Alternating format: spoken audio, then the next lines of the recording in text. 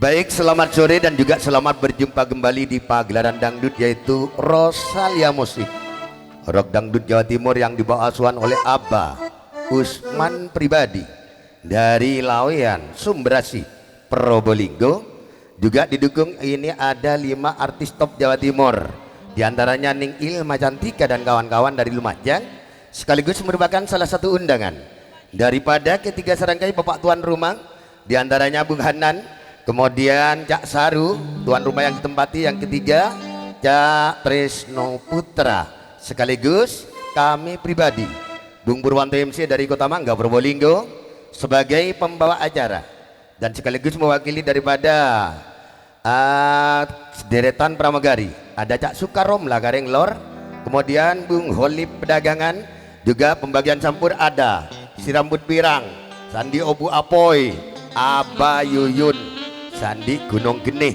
dan sekaligus mewakili daripada ketiga serangkai bapak tuan rumah. Mungkin ada tempat atau hidangan, tempat kurang menyenangkan atau hidangan kurang begitu memuaskan, mewakili tiga serangkai punya hajat mohon maaf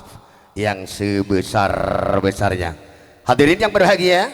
biar lebih semarak lagi perjumpaan kita di kesempatan pada sore hari ini bersama dengan juga ini kerja bareng audio sound system apa tanpa nama sekaligus kolaborasi RA Production, juga ada artisnya Rosalia Musik Probolinggo.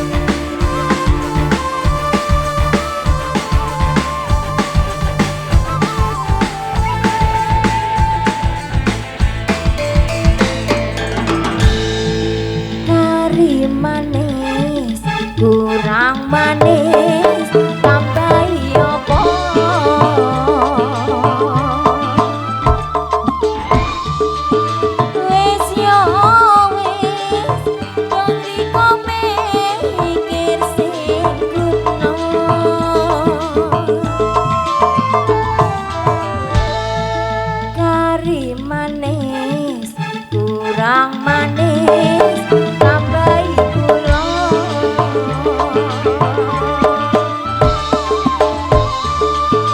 wis yo wis sing dipikir apa kerasa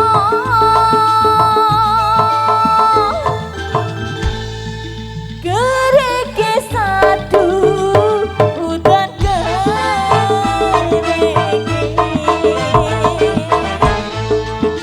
saya suwi antar luduke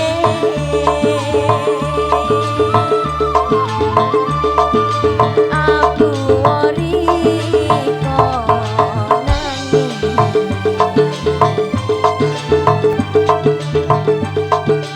opo tahan dirasakno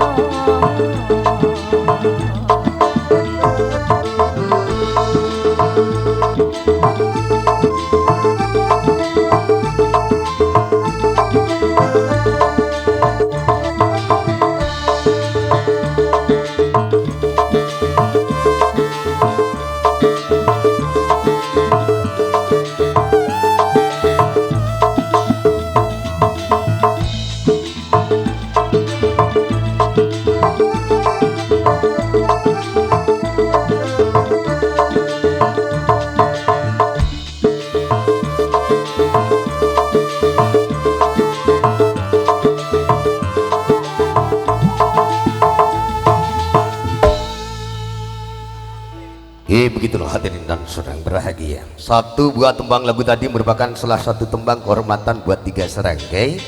dan yang kedua menghormati para tamu undangan yang hadir di kesempatan pada siang sore hari ini.